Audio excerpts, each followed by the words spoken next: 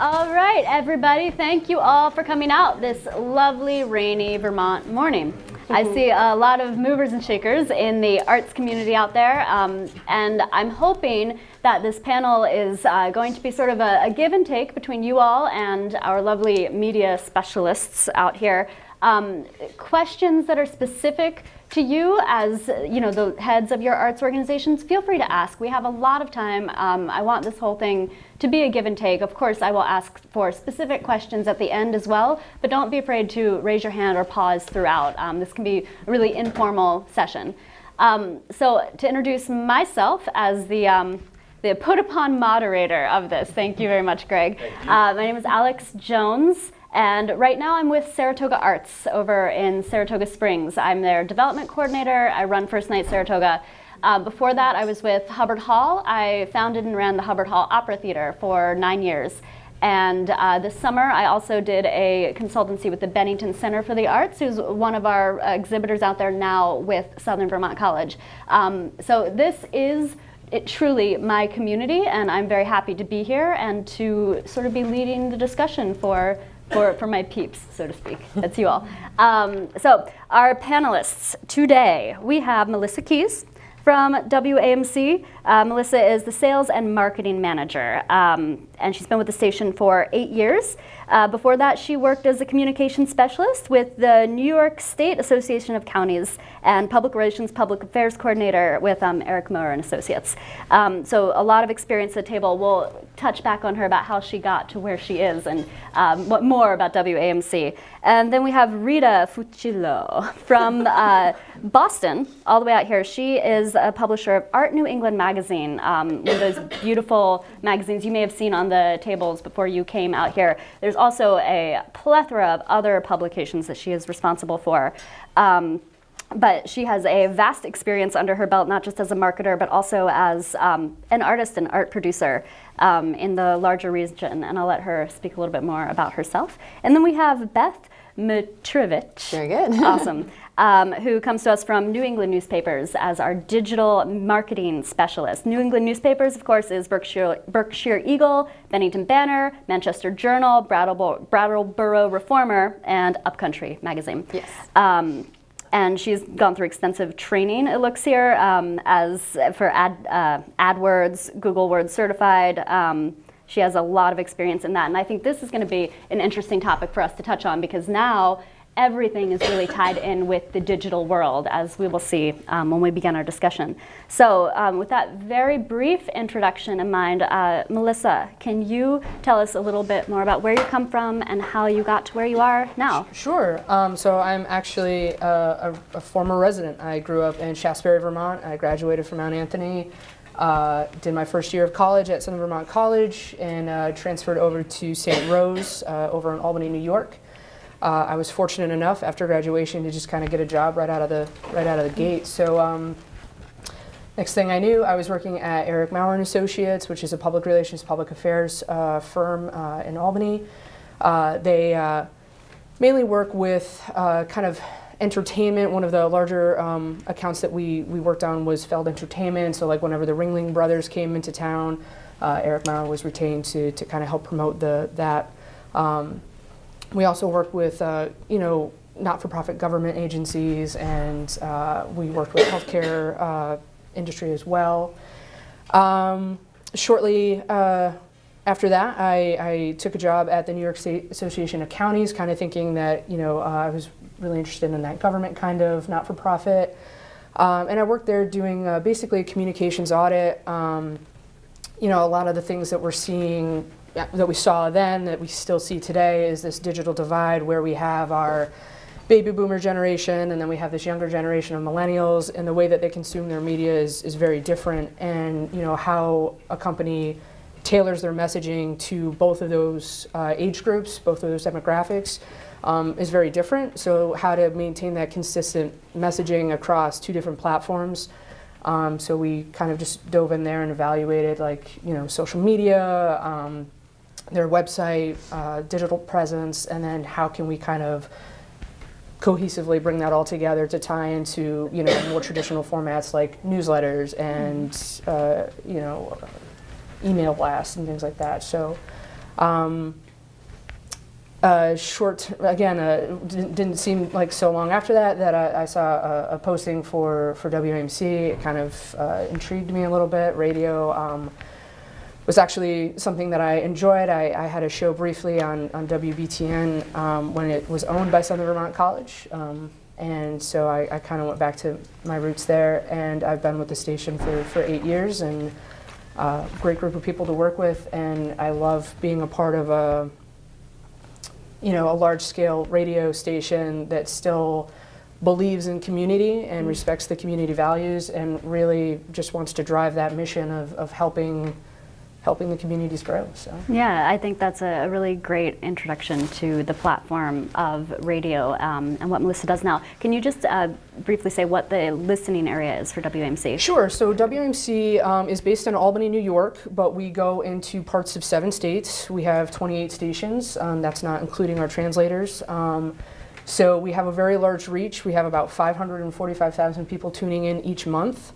We're considered one of the largest public radio stations in New England. And what's nice about public radio, in my opinion, is that it has a very different demographic than a traditional commercial radio station would. The listenership that WMC offers is a very highly educated, very curious, community-minded group of people who basically want to avoid anything commercial.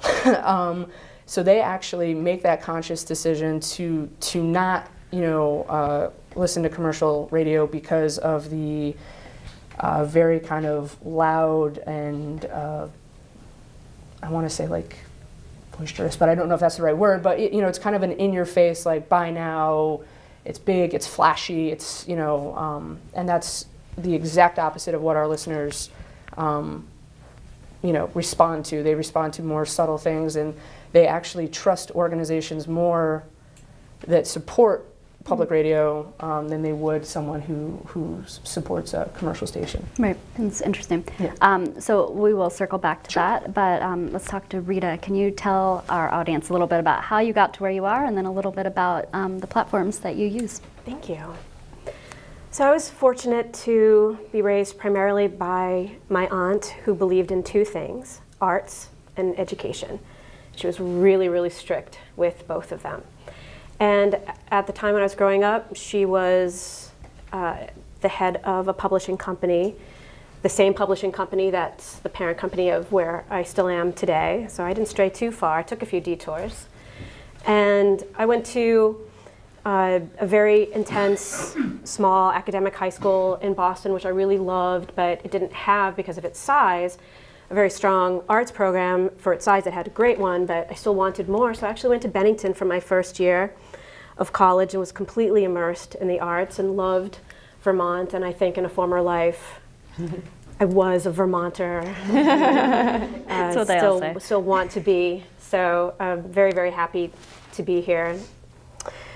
My experience growing up, acting classes, dance classes, theater, you name it, because I was exposed to it. My family also ran the Colonial Theater in Boston for about 8 years, so I learned about the business side of it. And even though I was very intrigued by the business side and the publishing side, because we were publishing Playbill, the Boston office of Playbill, so we're part of the national brand and still do that today.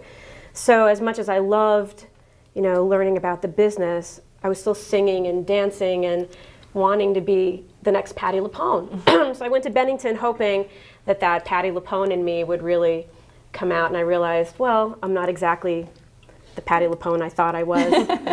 And in my own epiphany, I moved on to Brandeis University and realized that I would try for the rest of my career to be supportive of the real Patti LuPones out there and work on other levels. So I became an English major and always wanted to stay close to the spoken and the written word. And after experimenting with a few jobs outside of college, I made my way back into the family business of publishing. And I did bring several different titles that we still produce, and new ones that have been added.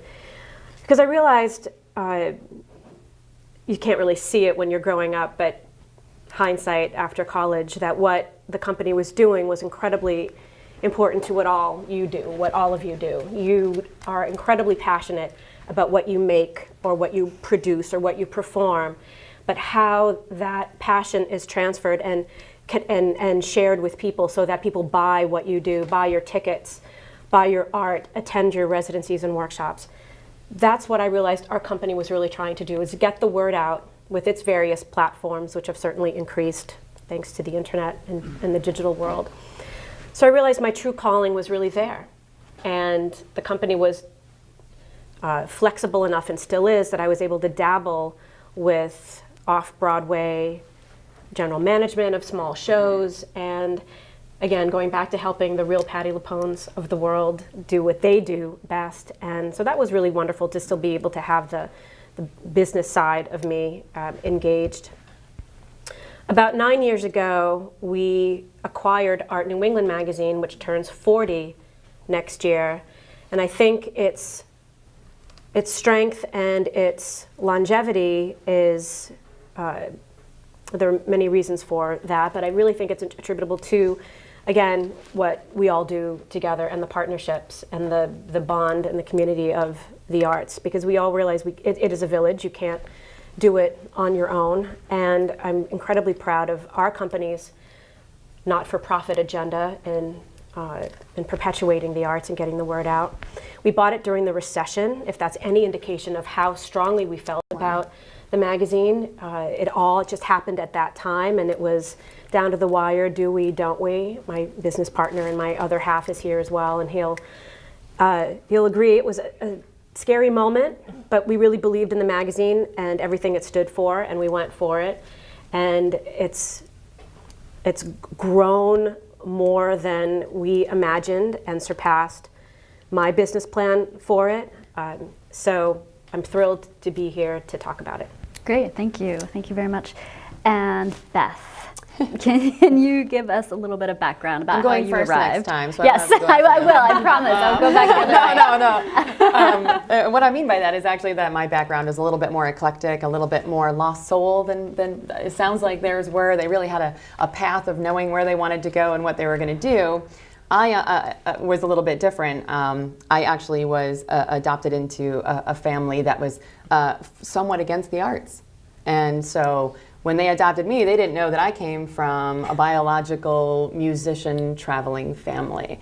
So when I was young, I actually took off to Florida, because what do you do when you're young and your parents say they don't want you into Shakespeare, and they don't want you into all of the arts? It's doctor, lawyer, these are the sort of the high-end choices that you're given.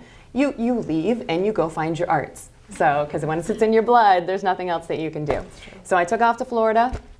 And I lived there for several years, auditioning and doing all kinds of fun backup dancing. I was actually a backup dancer for Ricky Martin for a short time. And then, yeah, I know, which, is crazy for me to even look back on. But so, interestingly enough, I met a 2-year-old little girl down in Florida when I was 22 years old, and I decided to adopt her and move back home. So taking her from a bad situation into a much better one. So when I came back home, it was now, okay, find a job that was going to sustain a small child at a young age of my own, not even knowing what I wanted to do with my life. And so I put myself through the police academy and actually became a police officer. So I did that for a number of years. Yeah, talk about there's some curves in this road. I did that for a number of years, but the union was very different out there, and they only paid us to be part-time employees. The only way you could get a full-time job as a police officer in the Berkshires at that time was to move up in the ranks rather than getting hired anew. So it would have been years before I would have been able to sustain a full-time job. So I was bartending and waitressing and doing the fill-ins on the side. So a few years later, I said, okay, I just need one thing. I just need one job that really speaks to me, that'll really support my daughter. And years later, another daughter came along. So I decided to become a wedding coordinator, and I was hired on the spot, had no experience whatsoever. They just liked my personality and threw me to the wolves. I taught myself everything there was to know to throw a party of 700 or a party of 70, and that's where I stayed for quite some time. When new ownership took over, they took away our benefits, so I left, and thus applying for the job at the newspaper as a sales representative. Loved it. Instantaneously just fell in love with my situation. And back then, all of the newspapers, New England newspapers, you probably know, was actually owned by a corporate company called Digital First Media. So I'm sure you've seen a lot of changes that have gone on over the last year since we've become under local ownership again.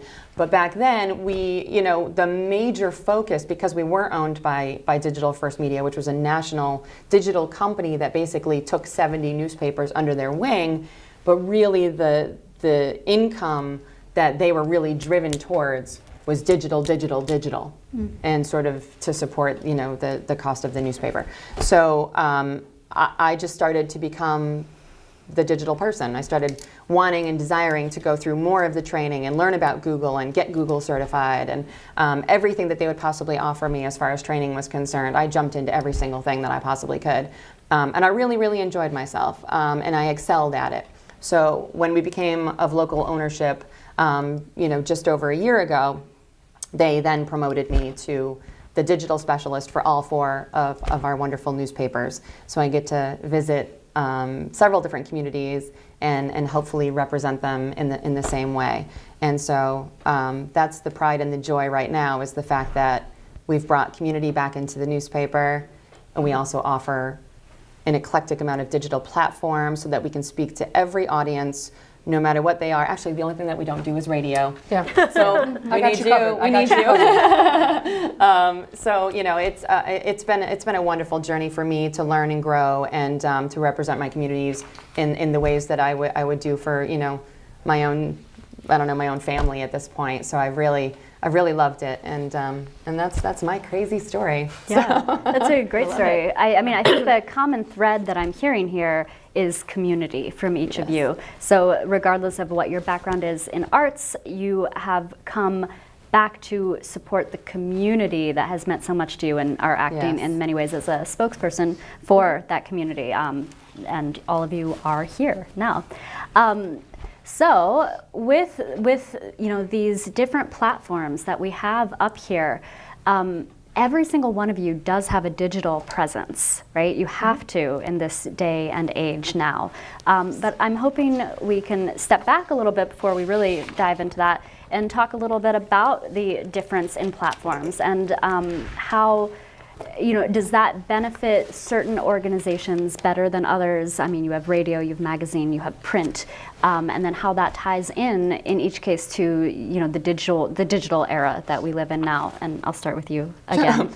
I was kind of joking about that. I wanted to cheat off of their answers. No, actually, for us, again, with the newspaper being under the control of a digital company, the focus wasn't community. And for a few years there, it was really hard. It was really hard to watch, our community members kind of reaching out all the time and saying, we want to see more local sports. We want to see more of our children in the paper. We want to see more of the arts in the paper. And we really didn't have a voice to be able to control much of the content that was being used. So that was definitely a difficult time. So, as far as reaching audience is concerned, you don't reach an audience better than by listening to your audience. So when the local ownership came in, our local owners are so involved in the community. They listen, they just want to have coffee with you. Every voice matters to them. I've seen emails come through that, I talked to someone on the street who just wanted this, and they implement an entirely new category of the newspaper directly, for that person so that we can encompass their vision as well. And so I think that's really one of the ways that we've, gone back to reaching really all ages. We've put newspapers in the schools, and at least if not, we've put them online through a program called Newspapers in Education, so that our children grow up knowing that the newspaper is a powerful entity, even if they're reading it on a tablet. when you put, local children in the newspaper as well, you're going to get back the parents. When so there's all kinds of ways that we're reaching out to different age groups and whatnot. And then the other side of it, both separate and, sort of tying everything together, is our work and our professionalism with, again, Google, social media, behavior targeting, being able to target devices at certain places. I should have done an experiment, and I didn't think of it until just now, really. I should have actually targeted all of you sitting in this room. And when you walked out of this room, when you picked up your phone, you would have gotten an ad from us that said, hello, or something. And you would have understood the idea of how targeted and how amazing the world has gotten. And we'll put some positive spins on that as we kind of talk. It can be scary. The word creepy comes up a lot when I talk to people. And so I definitely want to sort of flip the coin a little bit, because I think people don't think of it in the nature that I'm going to speak a little bit more on those things about. But I don't want to take too much time for this particular question. And that's very interesting. We think about all of the Facebook happenings that have been going on. Yes. And maybe not all of us fully understand what targeted advertising is and how your information is used and how it's protected. And so I think that Beth will get to that. I'll definitely touch on that for you. Yeah. But first, I want to pause and ask a question. From the people who are here in this room, as organizations or as businesses, how many of you have used the advertising services of one of these panel members? Okay, either from in-kind services or purchased, like your name has been in those papers. Yeah. Okay, so it's about half of us, and we're talking about this briefly, in that you need to be able to market yourself, right? Like, I understand, also coming from working in organizations that had very limited budgets, you can't take yourself offline, we'll say figuratively, and necessarily just focus on your program. You still have to be able to reach a wider audience, because without audience, without people knowing what's going on, then what good are your services? And so with that in mind, each of these panel members have very much thought about ways in which they can involve organizations who maybe have smaller budgets, or who maybe have very targeted people that they want to, be informed about what they're doing. And so we will touch more on that for how each of them do that for nonprofits. But for now, let's go to Rita. Can you talk about your specific platform, the kinds of organizations that really do benefit from it, and then how that ties in with the digital world? So it's interesting to watch the change in what people want and need from Art New England from when we first acquired it 9 years ago. When we were cleaning out the offices, its then offices, I found, remember those while you were out pink slips? And clearly these were, they had been ignored for a little while. And I categorized them between advertisers, subscribers, vendors, things like that, and called every single one back, introduced myself, the company, let them know that Art New England was in really strong hands, and that it wasn't purchased by someone that didn't know anything about magazines or about art. And then once I got that out of my mouth, I asked questions. And the responses were unbelievable and reshaped how we moved forward. And again, it was touching directly to the people that we were having these conversations with. I mean, there were a lot of pink slips. So there were a lot of phone calls and a lot of notes. But the emphasis was print at the time. It was just make the magazine better, get it out there more. We're not seeing it enough. You're writing more about Boston and Massachusetts than the rest of New England. And their comments were so specific and so true. And I said, I'm on it. And the teams, we got together and we really started to fix all the things that the our community needed. The website, and there was no social media presence at the time, but the website was lacking. And incrementally, it's night and day from where it was. But they said, we want better coverage, more of it, get out in more places. And that's what our mission was. So we took that feedback and ran with it. Over the years, just 9 years, it's incredible how social media and the internet has just changed everything. Oh, yes. And and it's pretty staggering. I still feel though that our base, because we're so niche, and niche publications are thriving, by the way. Even in the inn we stayed in last night, I pick up Stratton magazine. You know, destinations have their own publications. I see more and more of that. I trick or treat on all your tables and get all your publications. Not only do I want to publish for you, but I also think it's a testament to the industry and people trying to target through print their readership, their base. So that still remains the emphasis for us today, keeping the magazine strong and in the proper hands. We've enhanced distribution monumentally, but not ignoring what we need to do and how we need to speak sufficiently to the digital age. So we have a person on staff now who does nothing but maintain our Facebook page and Twitter and Instagram and things like that. And even though I personally don't engage with all of that on a regular basis, its importance has certainly increased. But I think if I were to go back to those pink slips and talk to those same people, they would still say, cover us, get us in print. They want to read about themselves in print. They want to look at their art in print. They want to get into the hands of a collector. And we've really improved our distribution in terms of people that collect art or buy tickets to art and things like that. So I'm comforted by that still exists and it's still holding its own. But and I know we have more work to do on the digital side, but we are getting there. And I think for you specifically, because the magazine is so sort of tactile and pretty, I mean, not the newspapers aren't pretty, but it's a different kind of experience too. Yes. And I also should say that it's not just visual art that Rita is talking about. The publications that she works with cater to all different kinds of arts. Now, I'm not sure about things more on the business side. When you do your destinations, do you ever include sort of shout outs or mentions of like other things that you can do in the areas? I know you're focusing on art in your destination lineup, but it's a great question. The destination section is the brainchild of Art New England's owner, Tim Montgomery here. And it was a direct answer to the comments that we received about, you guys are too much Massachusetts, you're too much Boston.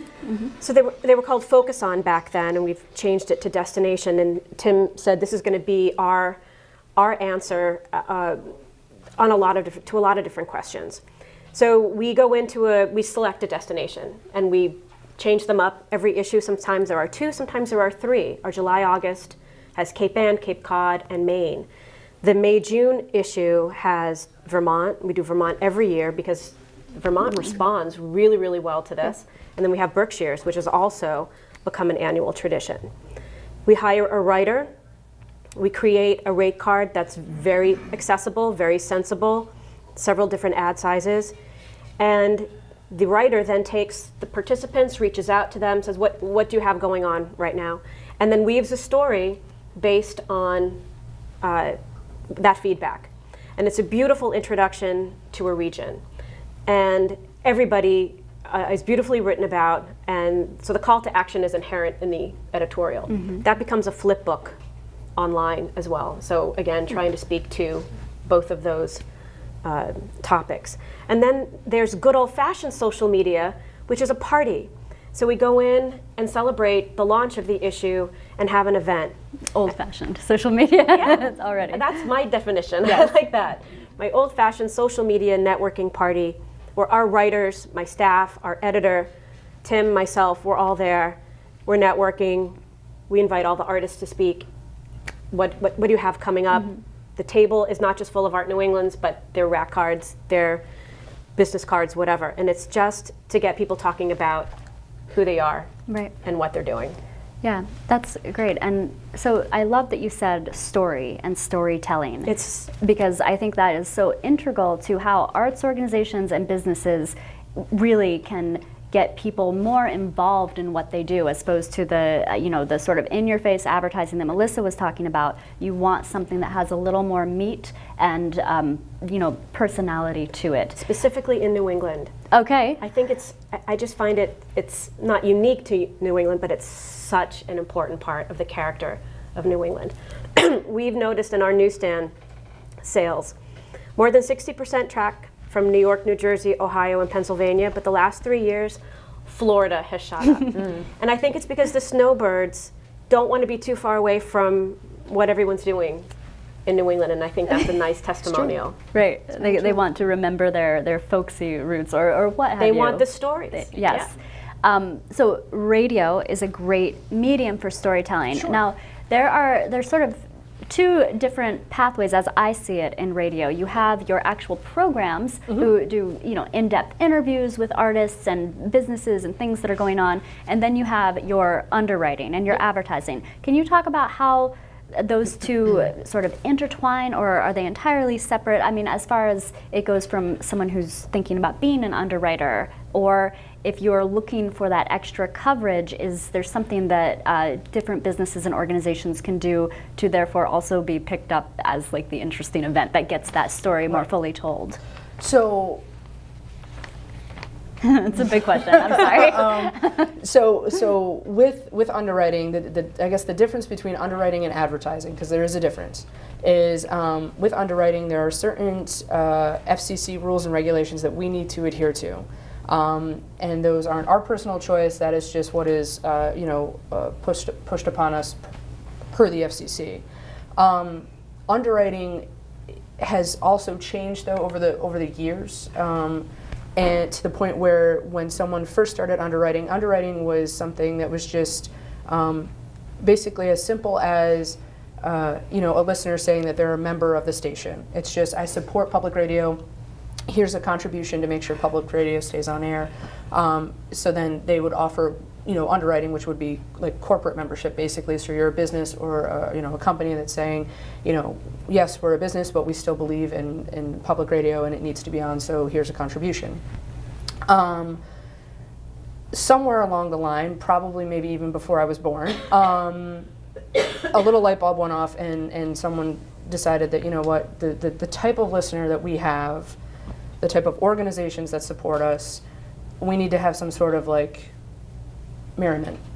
So underwriting kind of changed to mimic advertising slightly, and the way that we are using it similar to advertising. We're using it as a vehicle to connect organizations with a certain demographic and a certain audience. Going back to your question about programming, and kind of, I guess, piggybacking off a little bit of the previous question as well, WMC, the AMC actually stands for Albany Medical College. It used to be owned by Albany Medical Center, and it was used to basically broadcast the surgeries that were taking place, and they used it as a means to educate other surgeons and students on proper techniques and what was going on in the healthcare field. Albany Medical Center decided that, we don't need it anymore, this is obsolete, no one listens to radio, this is a waste of our time and money. Our president and CEO, Alan Chartock, took it upon himself to start a huge campaign, SOS, Save Our Station, because he believes, and still believes to this day, which is what we all stand by, is that it's your radio station, and you have a right to this content, not only to listen to the content, but also have feedback and input on what kind of content you hear. So again, over the course of many years, our programming has evolved, and quickly.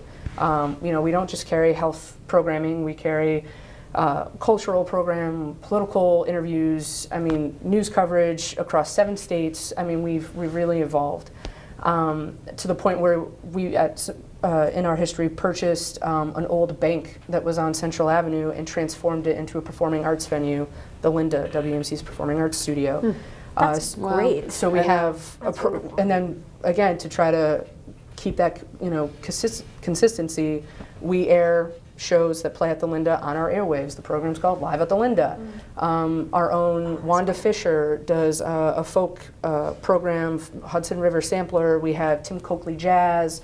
So our programming has evolved to take on the feedback that we get from our listenerships over the years. And when we have people call in and say we want the opera, well, now we have the Met Opera. You call in and say you want to listen to Tanglewood, fantastic. We air the Tanglewood series. We air BSO.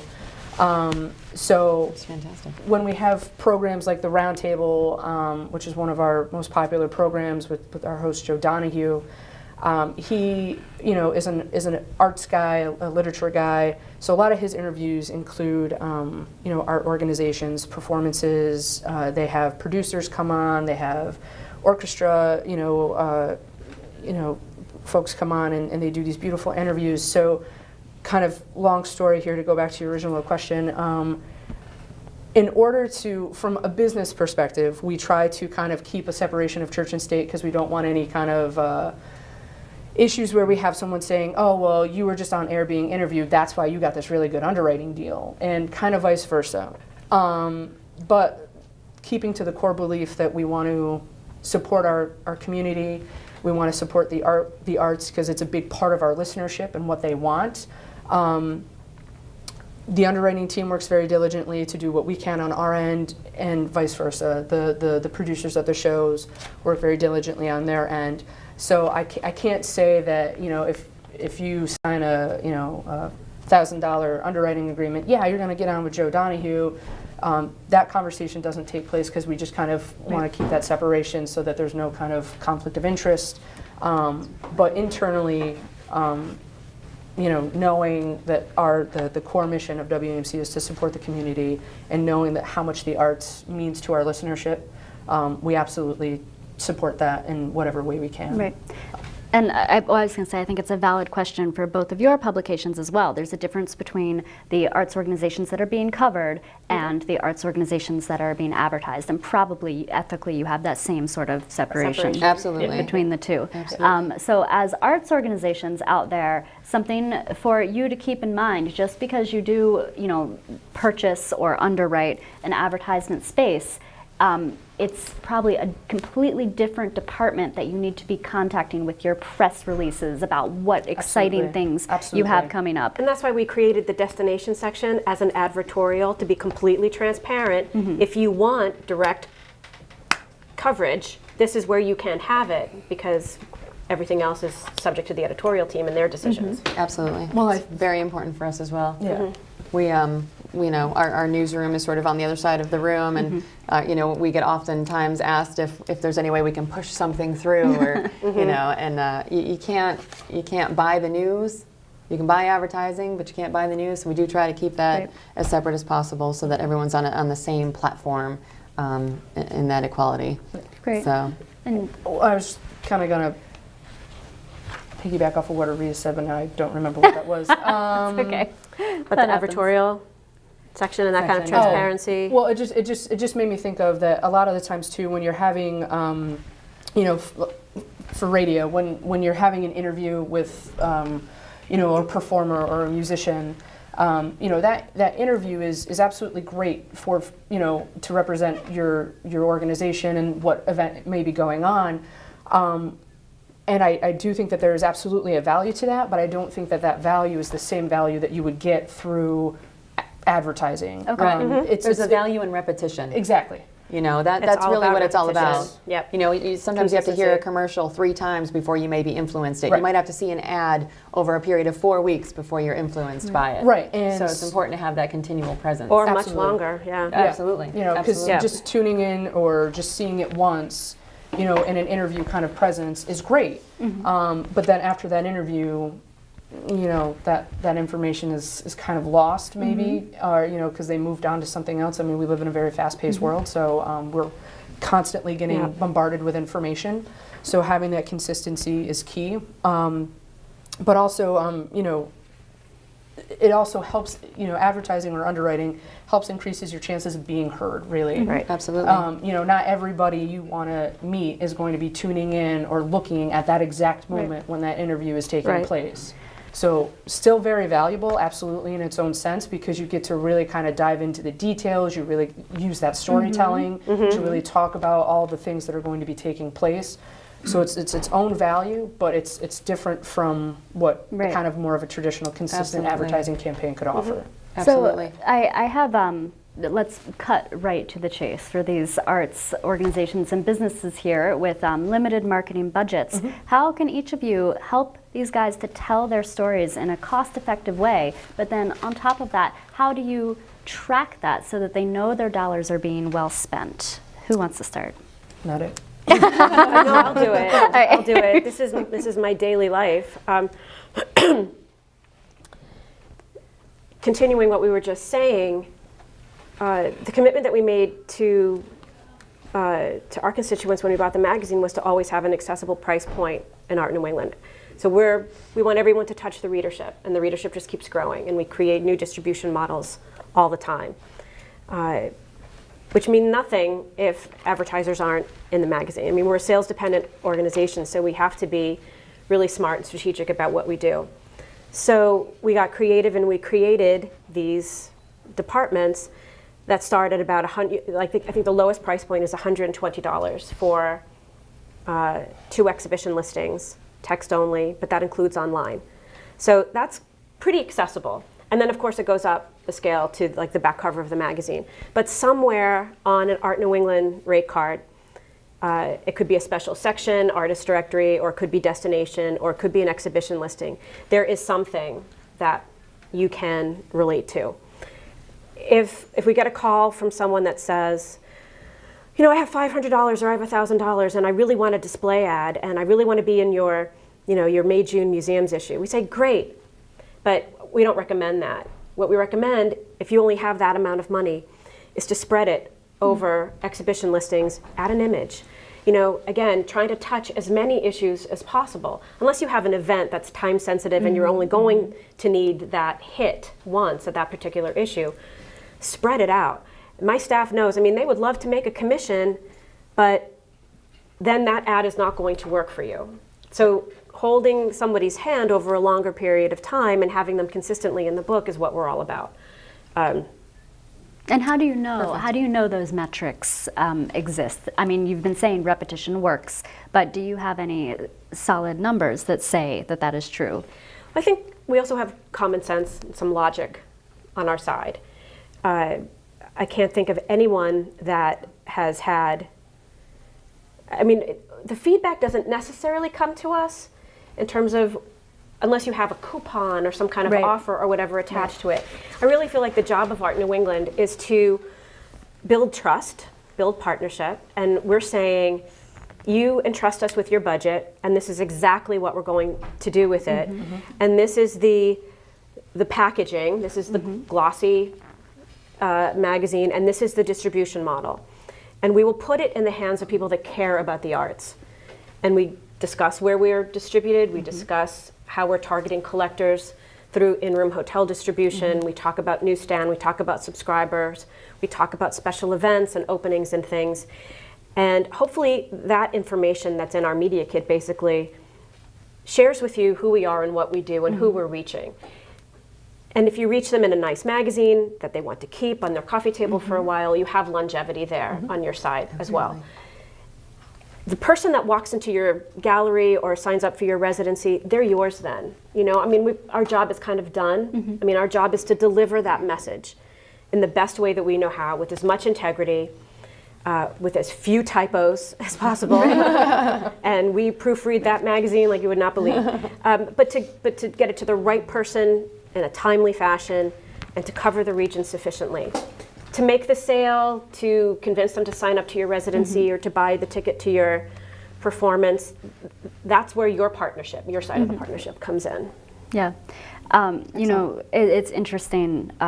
When I was at Hubbard Hall, we did an underwriting with WAMC, and we wanted to be able to track it. That was so important to us at Hubbard Hall. So we actually assigned a different 800 phone number that was going to go in it, so that people would call on that number. But after the fact, I'm sitting there thinking, when you're in your car listening to the radio, how often do you have that pen ready to write down that new number that isn't directly tied to the business? So that direct marketing tracking was maybe not as valuable as we had hoped it would be, but the repetition of the brand, I am sure, had a positive impact. And you know, similarly at Saratoga Arts, because we also have advertisements in our playbill, and we had a magic shop that wanted to track the success of it, and they put in a link to a magic trick, and then they wanted to track how many people were going to do that magic trick to try to know if the ad was successful.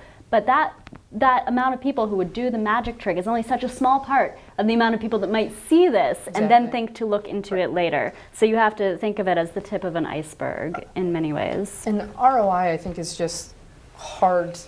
Everyone has a different definition. Everyone has a different definition. You know, you need to know your goals and your expectations going into it, and then you kind of need to come to a consensus on what you think is measurable. What do you think is successful? And like, for example, you know, when you were speaking about Hubbard Hall, you had that specific telephone number that you were hoping, praying someone in their car would pull over and just call you so that you knew that underwriting actually worked. It probably didn't happen. But I can tell you that internally we get phone calls.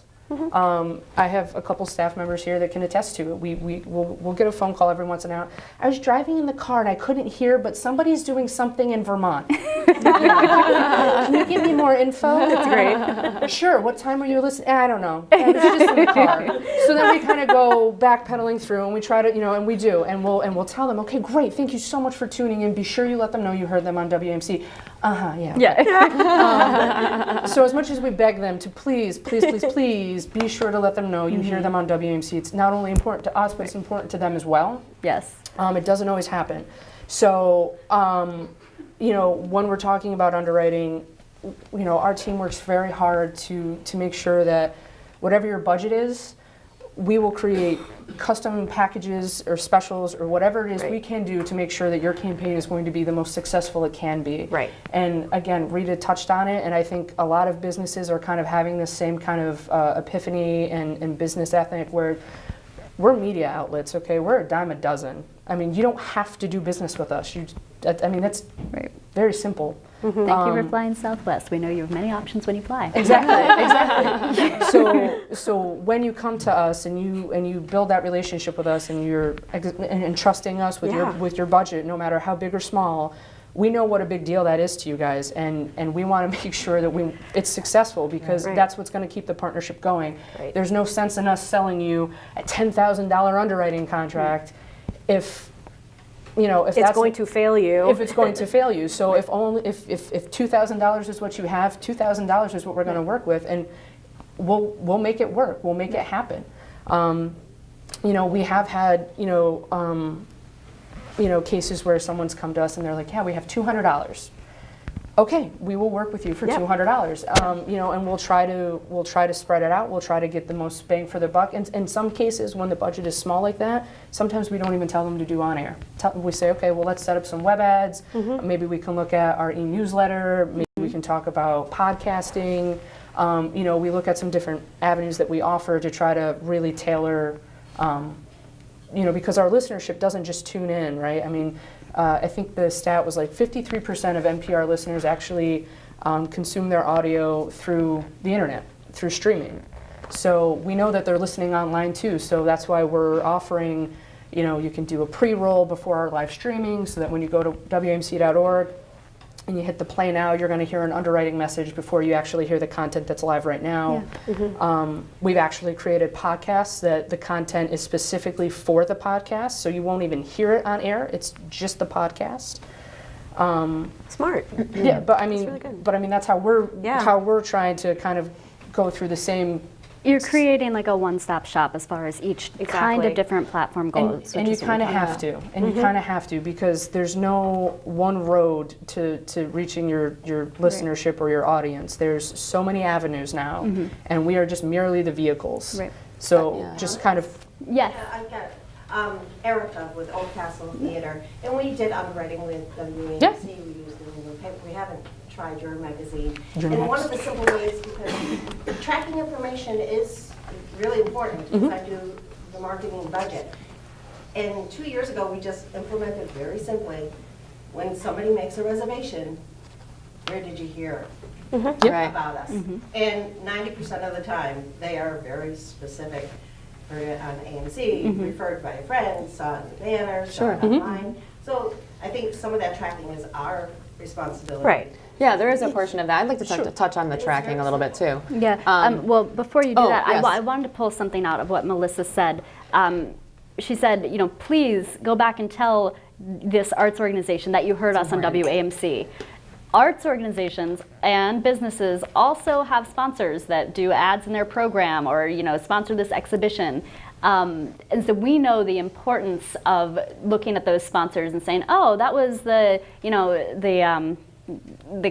tap house that underwrote this. I'm going to go to the tap house and say, oh, thank you for doing that. So please, take the sponsors that support you and make sure that you tell your constituents to go thank them just as much as, so they know. Yeah. Exactly. And again, the other kind of, you kind of have to take it with a grain of salt is, for example, if I'm watching television and I see, a Macy's commercial come on, I'm like, I'm going to go to Macy's and I'm going to go buy a pair of pants.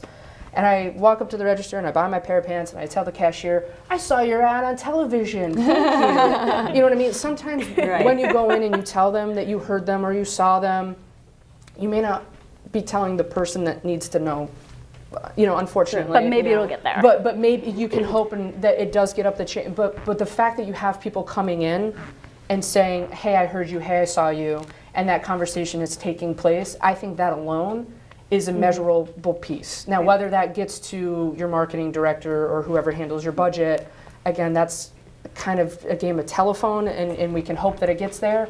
But again, going back to setting up that expectation of what your ROI is, if you're setting that expectation that if I'm spending $500, I need to get at least $1,000 in, well, how? What is your measurable? Is it literally foot traffic in the door and you see an increase in sales? Or is it we put an ad in the newspaper and we were in the magazine and now we have more Facebook followers. Right. What's your measurable? What's your measurable? Now, I do want to give the floor to Beth for a minute because out of all of us, she probably has the ability to actually have those tracking numbers the most. So Beth, maybe you can give like a targeted marketing 101 in brief. I'll try to give an example if I can. You said you were from the theater, so. And this may or may not go, this conversation may go two different ways, so I might, be able to give two different examples. So if you were considering targeting the market, another theater would probably be a good place to target for obvious reasons, that all the people sitting inside are a lead of yours. Yep. Come to us as well. So we have the ability to actually target that building. We can target any building anywhere, nationally. On my list to ask. Yes, so it's we actually created our own software, and it's a product called Device ID Targeting, and we can actually target any device that walks into another theater, walks into maybe an organic grocery store, another tourist attraction of some sort. After they walk in, just with their device in their pocketbook, when they walk back out, any website that they go to thereafter, it could be the Food Network for a recipe, could be ESPN for some sport news, whatever it may be, your ad is then going to show on that website. And then after they go back home, it actually grabs their IP address and starts targeting them also on the other devices in their home, and not in an annoying way. Promises. Google is 100% against pop-ups now. That's one of the new rules out there, and we've never dealt with pop-ups anyway. We couldn't care less about those necessarily, except maybe on a local site, because they're really helpful and really impactful for that 8 seconds that you might see them. But as far as going around to the other websites, most websites have this biddable ad space available on them, and it usually comes right up in an article that you're reading. As you're scrolling through, you can see that box ad, whatever it may be. So it's in a really good position. It follows them around a little bit. It only follows them enough to influence them. It does not follow them enough to annoy them. So we know exactly when to shut it down, how much is influential, and how much would kind of turn a person off. So after that all happens, and we have so many other products like that, we can follow people's behavior. So just by that morning, I'm searching for maybe tickets to a concert that morning on Google, Yahoo, or Bing. And then all of a sudden I go to look at maybe some vacation sites because I'm thinking about doing that. And all of a sudden I see a ticket opportunity that maybe is a better sale than what the public can get just by giving you guys a call. I'm going to click on that ad. I'm going to purchase that ticket right then and there. So where does that information go? We actually have a 110% transparent dashboard that tells you who, what, when, why this person clicked on that ad. Did they make a purchase? Where did they go on your website? What kind of time did they spend there? What's their demographic? And so in point, I started off with that device ID targeting of being able to target different buildings. I actually can pull a report at the end of that that tells me exactly how many devices we targeted in that building walk through your door. It is the only software available that actually can track a digital ad to your door handle, which is beautiful. So I know that sounds a little creepy, right? You think to yourself, oh my God, everybody knows what I'm doing. In a sense, yes, we do kind of know what you're doing. And yes, there are people that turn their location settings off on their devices. I'm gonna do that right now. But even when you do that, do you keep your flashlight on? Is your flashlight app still awake? Yep. Guess what? There's location settings on your flashlight. So this information can come from any app, any opting in, anything that you do out there. So I try not to think of it, and I'm going to, oh gosh, help Susan. I'm going to use my story. Here we go.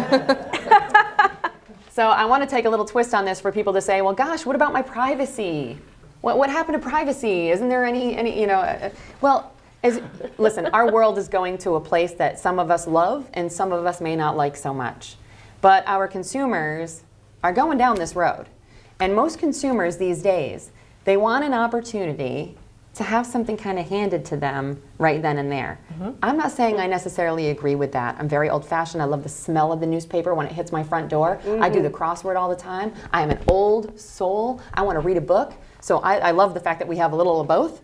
We actually started a magazine as well called Upcountry. I don't know if you know that that's our publication, and it's all cultural, and it reaches all the way up to Brattleboro, Vermont, and all the way down to the Berkshires. And so hang on one second, because I just want to, I'm afraid I'll lose my thought. So my point is, instead of thinking of it as creepy, okay, I went gluten-free 6 years ago. Celiac disease, of course, anything, I love carbs. And so one of the things back in the day 6 years ago is there wasn't a lot of gluten-free opportunities out there. I didn't know what I was doing. I didn't know how to eat, right? So that's sort of like Facebook came out about 10 years ago, but Facebook started developing, this behavior targeting sense of making it a more user-friendly experience back then. So all of a sudden, because I was searching for gluten-free recipes, I started getting gluten-free ads on the right-hand rail, which used to exist more on Facebook. And so I got like donuts, gluten-free donuts were brought to my attention on Facebook. So what did I do? Bought them. A lot. By the way, I bought like 6 cases of them. I stuck them in my freezer, because back then all gluten-free stuff had to be frozen, right? But they probably still have a case in there from 6 years ago. But my point is what an enjoyable experience it was for me to be searching for something and the internet to actually deliver it to my lap in that moment of, I'm going to have a donut for the first time in years, So it can be very exciting. You have to think of it sometimes in that effect that when your user wants something, you're bringing them something, and especially when it comes to the arts, you could be bringing them video, you could be bringing them these beautiful photos, sound, whatever it may be. You are actually touching senses in a way that excites someone in the moment that they're looking for it. Right. And so it's really exciting. It's not like she has any user's personal information. No, absolutely not. I don't know your name. I don't know your address. I just know, and I don't know anything, to tell you the truth. I mean, it's not like it's being delivered to my lap, It's all back-end oriented stuff. It's all algorithms and crazy software in the background, sort of collecting this data. So human eyes don't know, right. What's happening or what's going on. But it does provide the metrics that organizations would find valuable. Absolutely. So, you might have a business over here that has an audience of such and such. Well, I'm obviously going to customize a program in that budget for very specifically designed to only hit people who are looking for what you have to offer. So that says to me that when you're creating a budget, instead of putting up a billboard in front of the entire universe, where half the universe probably couldn't care less maybe about what you have to offer, we're going to put that billboard only in front of the eyes of the person who actually does. And then we're going to tell you, tracking-wise, where they've been, what they're doing, and what the analytics of that situation are. And it can get very exciting. It makes my job pretty unique, pretty fun. I love that. Yeah. Barbara, did you have a question? This is about Upcountry. Yes. My name is Barbara Rome, and I'm part of the Bennington Area Arts Council. And upstate Vermont doesn't really recognize downstate Vermont. And it's one of the things we talk about all the time. There was a terrific article about what they're doing in North Adams as part of the art in North Adams and all the developments. And they came up the arts corridor. They mentioned Oldcastle, which was wonderful, but they didn't mention the Bennington Museum. They didn't mention the Bennington Art Center, which now is part of Southern Vermont College. And we have to get in touch with this kind of articles about things that are happening way down south in the Berkshires, which is quite developed, you know, in their digital, in their advertising, whatever way, WAMC. And we work with very small organizations. Sure. We don't have big staffs. So we have to find a way to develop our information that's going to go towards articles like this and foster what we're doing here somehow. I have on my page, I have the Vermont Arts Council is always sending me information, what happens upstate. We very rarely get, and I keep sending, you know, but please mention what's happening here, you know? So we have to be able to target them, our own arts council. Sure, You know, absolutely. What is happening here? So Barbara, look for future editions because you will see what you're asking for. You can't give away everything. That's true. And you know, the most thing that I love that you said is that you said to that person, please reach out. Be a part of the changes and the growth and whatever you can afford in your minds and your hearts and your souls to give. Go tell someone at your media, you know, representation. There's a lot out there, and we're going to miss a step. You know, we don't want to, but it could be in that moment that something really truly exciting is going on in the community that we just have not heard about. Well, that's just it. Yeah, so we can't be speak up. psychic. Yep. And I officially invite all of you on Thursday, May 10th, Art New England celebrating its issue launch party for its May June Museums issue, and the Berkshires party is happening at Masmoka. So it's happening the Cynthia Reeves, Leslie Farron space, and you are all welcome. And as I mentioned briefly earlier, there is a moment in the evening where we open the floor up and have people talk about what they have going on. Our editor will be there, our assistant editor will be there, Tim and I will be there. And those meetings are, those parties, I shouldn't call them meetings. This is where we just learn, again, the old-fashioned way, what's happening. And then my editor has an idea, oh, that would be great for this story that we're thinking about for the September-October issue. That artist didn't know he or she existed. I really want to do a studio visit. And that is how so much of our editorial outline is actually planned, by just talking. Right. You need courses for us to know how to go in and talk as much as we can. Well, I'll give you an example. After this, when we move into the big room, each of these lovely panelists will have a table, and you can go up and talk to them about you. And that is a great And start. come to the party. Networking 101, Yep. right? Yeah, and go to the party. It's 6 to 8. They tend to run a little longer. But if people could give business cards to me or Tim today or leave them on our table, I'll sign everybody up to the e-blasts and you can get the next one. The one in Stowe, Vermont is happening on May 24th.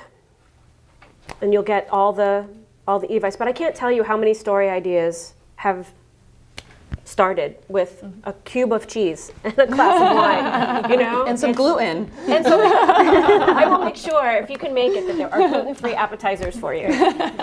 So you guys, we are wrapping up. Is there anything else you guys have to add? Did we miss anything, panelists? God, we could talk forever. We could talk forever. Or any... One thing I want to add, the combination of these three medias are what is going to bring you to the people that you're looking for. You know, it's sometimes just never one thing. It's you know what I mean? I want to hear, I want to see. I want to touch a magazine. Yes, absolutely. Touch a paper. So, and you know, and trying something one time and this one the next and this one the next and really trying to see where you're focused in. Sometimes you have to put your toe in a little bit all around the circuit, and you'll kind of know what's going to work better for you.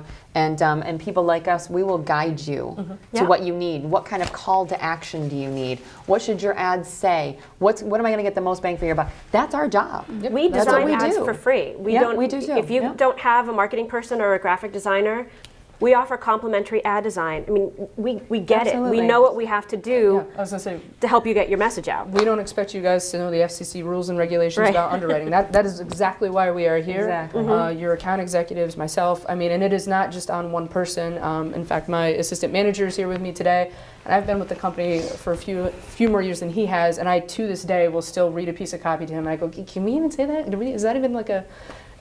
So you may just be working with one account executive, but there is an entire support team behind that that is helping drive your campaign. Absolutely. Are there any questions out there? Yes. I just wonder if you could talk about lead times a little bit. I'm a very small organization, and we tend to throw things together at the last minute. And so I'm always wondering, is it worth contacting that? Sure. outlet? Well, I know with the newspaper, as far as ads are concerned, generally it's about 48 hours. You have to book 48 hours in advance, and you can have your copy done as soon as the day before. If we're going to be building it for you, give us a couple days, because we want to go back and forth a little bit to proof with you and make sure that everything's perfect. When it comes to the digital stuff, we build ads overnight generally, and if you love them, we can have them live within 24 hours. Changes can be done within minutes, so if you are running a digital campaign and you come up on a new date that needs to be added to something, that literally can be done in 25 seconds. Our magazine is bi-monthly. Upcountry is bi-monthly. So it generally comes out, you know, the information comes out the previous month. It takes a long time to put together. So that's something that's a far in advance opportunity, you know, at least a month in advance. So. It's hilarious. My May-June issue was uploading. Most of it was gone. And I got a call from someone that said, hey, I'd really love to get into your May-June issue. Am I on time? The deadlines that we put in the media kit are kind of laughable. I mean, if it's humanly possible to get an ad in, we will do it. It's harder with the listing sections because they're often 14, 15, 16 pages and everything reflows because we do it alphabetically. But then we say, look, we'll get you online. You know, that's where all the listing sections appear online, certain other sections appear online, and if we can't accommodate you, sometimes it's hard to say stop the presses, but if we can't accommodate you in print, then we'll do something online, especially if it's time sensitive. But it's always worth the phone call. It's always worth asking, is there time to do whatever? And then you'll get as much help on that. Agreed. It's a little bit different with radio because we usually have, we're still kind of a little old-fashioned ourselves in how we do things internally, where we still have a board up at the board 24 hours. That's not really a thing anymore in a lot of radio stations, but we generate a paper log that has every single underwriting credit that needs to be read during this program at this specific time. So we usually have those logs generated a few days in advance.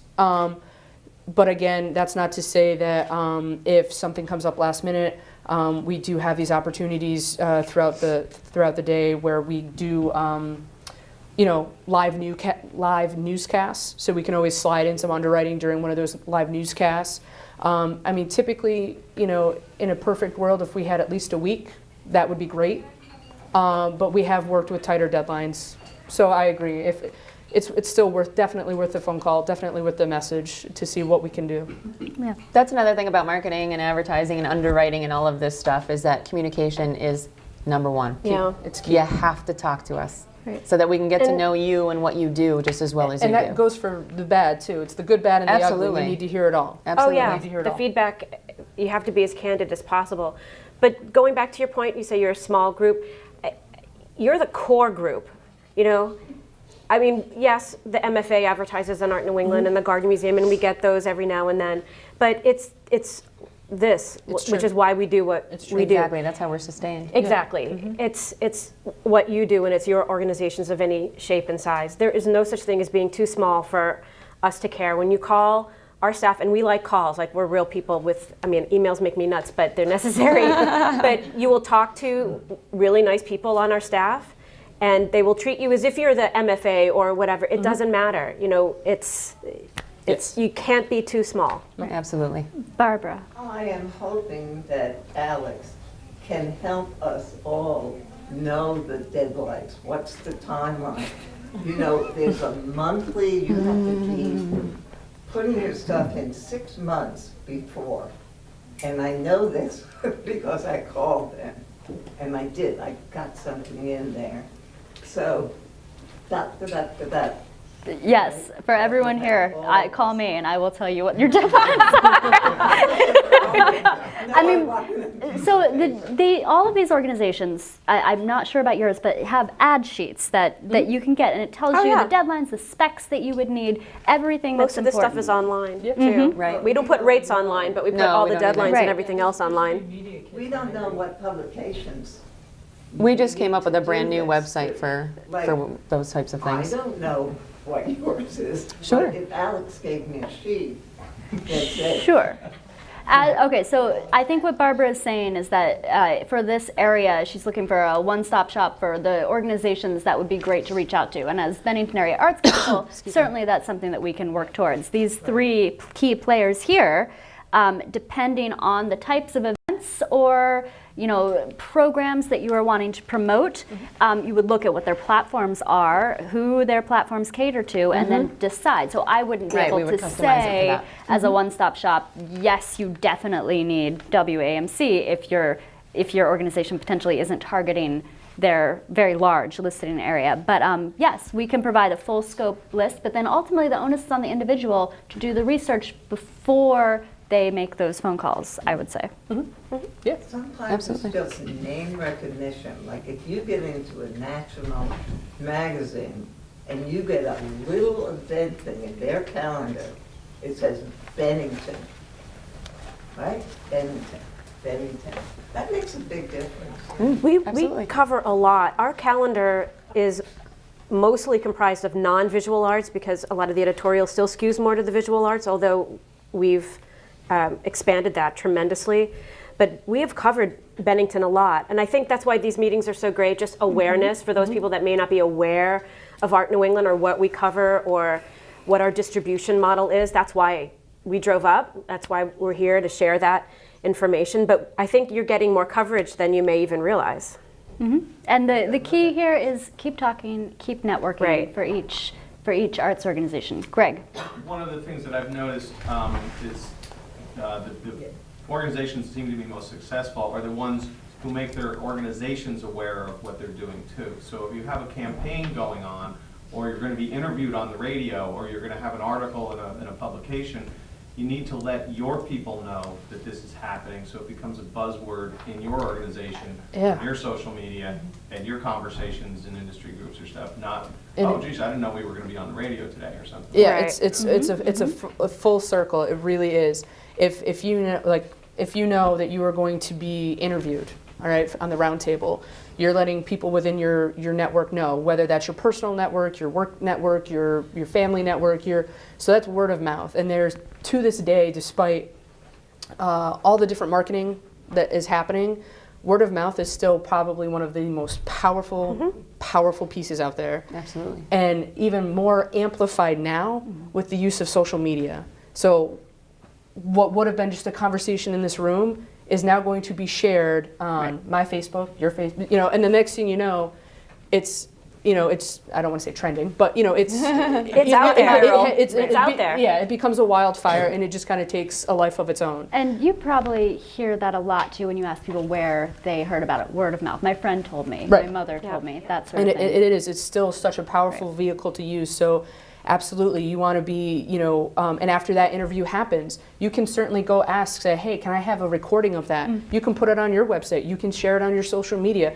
You know, if you're at an event, you can go Facebook Live. You know, you can save the video and upload it to your YouTube channel. And most organizations love that because it's not only beneficial to the organization but also to the media outlet. Exactly. It drives because traffic. content like that is like on your, again, going back to social media, I guess, is shareable. So again, it's that word of mouth, it's wildfire. And just because I put it on my page that may have 10 people, those 10 people probably contact 100 people, and it just kind of like it takes a life of its own. So it's absolutely any content, any event, any kind of thing that you are touching to promote something can be full circle used on websites, you know, your newsletters, your any kind of communication you do.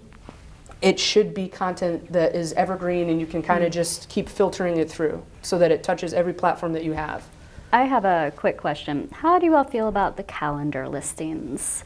And I only ask that because I do a lot of calendar listings and they're very time consuming. And what I find is that ultimately they only pop up if you're doing a Google search for something very specific, and then those calendar listings help raise it in the Google search profile. But otherwise, as marketing people, is that really worth my time? Oh, such a hard one. Yeah. Because We want to grow our calendar section. yeah, I mean, I think people do refer to it. And I think it's important, especially from a magazine standpoint, we've got different sections of different lengths. And when people get to the calendar section, which is right before the features, they're getting these little nuggets of things. And when someone comes up to me and says, I read your magazine or your calendar listing or your exhibition listing with a Sharpie, hate to tell you that, I'm always thrilled to hear that. But I do think there is something to be said for that little bite-size nugget of the facts. And It's true. I And want to there's grow no it. way to make it so that I could just do it once and it would go to all of my content. That's not possible. You know what? It would be wonderful. We write our own because we get the press releases Oh, and you plug them and then in. we write the listing. Sometimes they come and they're just formatted to Art New England style, but for the most part, we write our own calendar listings from press releases. Okay. So Yeah, we do That's sometimes as very well. nice. That's a plus for that. and it Absolutely. doesn't have to be a beautiful professional press release. It can simply be just the facts. You know, yes, I've we're not gotten some fancy. that We are, don't stand on handwritten is fine. You know? Yeah, absolutely. Send me an email. It doesn't matter. But that's how. And attachments are okay when sending press Absolutely. releases? Okay. Absolutely. Oh, 100%. totally. And it Now in literally- the digital age, it won't A kick 'em 12-year-old back. child could write one, and we'll turn it into something, Oh, most Okay. definitely. you know, beautiful and professional. So Great. Is that true though for each of you? If we send a press release, you're automatically entering it into the calendar listings? Because We have limited space. Yeah, I mean, We have limited space, Okay. but we try to cover as much. Yeah, Go ahead. with the volume that we get, the calendar listings, unfortunately, I mean, we do have a very large reach, but we are a very limited staff, just like many not-for-profits. So, and because of the reach, we get a very large volume in.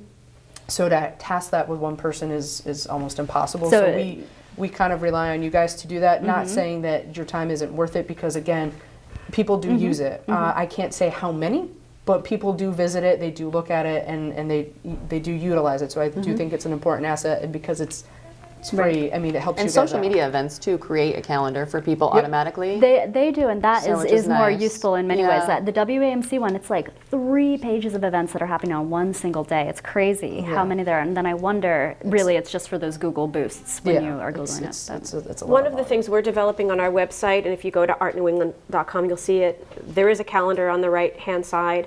And we have certain criteria for what we can put up, because if somebody puts up an exhibition, I can't put that into a calendar format because that takes away from my exhibition listing section, which see. is paid. Yeah. So there's a certain criteria there, but you'll see that the calendar listings there, you click on it, click on the date, you get a map. You get all the directions to the place. It's really wonderful, and that's what we're trying to grow. So if I can't put something in print, there's that online option too. So we try to have all wheels turning at the same time. We created apps also. I'm not going to speak on them too much because they're getting 110% revamped. We actually really like what we came up with, but we wanted it to just be 10 times more user friendly. So Each newspaper section has its own app. Yours is Go Shires. Ours is Go Berkshire down in Pittsfield. And so the nice part about it is once they are revamped, which is going to be happening over the next few months, you can go in and just put your calendar event in there, and it'll automatically, update and populate. And when people get near, within the area, it'll come up first. So things of that nature. that's So cool. look for that soon. It's already live and it's been running, but we just want to do a lot more to it. So we have time for one more. Go ahead. Well, ideally, to do these events for these different calendars, it would be great if we format it the way you want us to, and everybody's using the same format with a paragraph return at the end of each line. It would be great if we could just click import and attach that file, and it would populate automatically, and we could go on to the next thing, rather than having to type in all the information about the event on yours, and then go to yours and do it again, and then go to yours and do it again. I think you just created new software that would make someone a lot of money. Yeah. Yeah. That literally they can choose, and it would be great, wouldn't it? It would To be really great if you could just basically build a CSV. type it in, choose Universal choose your calendar. publication. Even Have if all you the said, "I had to publications go to listed in the each one of region?" yours," If all I had to do was say import, and as Wow. long as I do my work on my end, the way you have asked me to do it, I should, it should take 15 Absolutely. seconds on each side, rather than, Right. 3 But or it's 4 not- Well, I don't mean to it's say that not I'm going to just steal you your guys. idea, but I you may mean, see me on Shark Tank right. next My month with press it. list is long. It's a great idea. I wrote it down actually. So I just wanted to say, since our editorial staff isn't here on their behalf, a lot of press release calendar items are written as if you were writing a story. And you remember we have limited staff to go and edit these things. So if you're concise and it's who, what, where, and when, you have a much better opportunity of getting onto that calendar. Yeah. Not being missed. And a lot of the time too,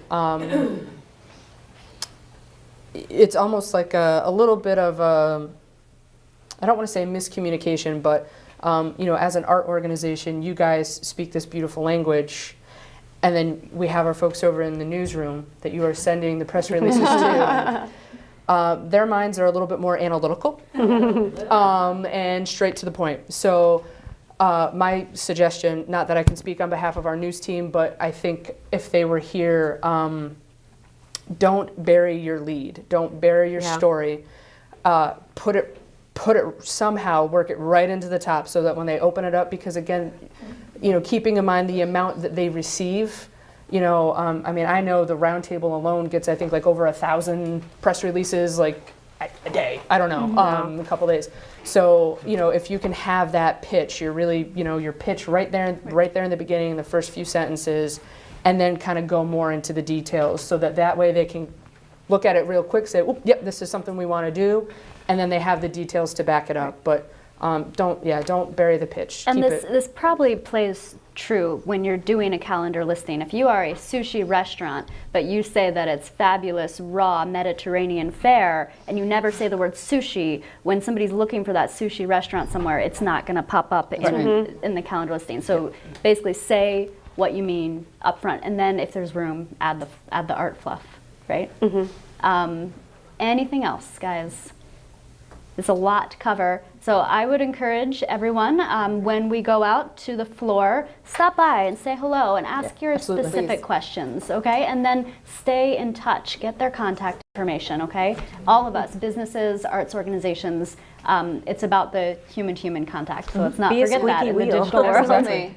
Okay? Be the squeaky wheel. Thank you. Thank you. Thank you. guys.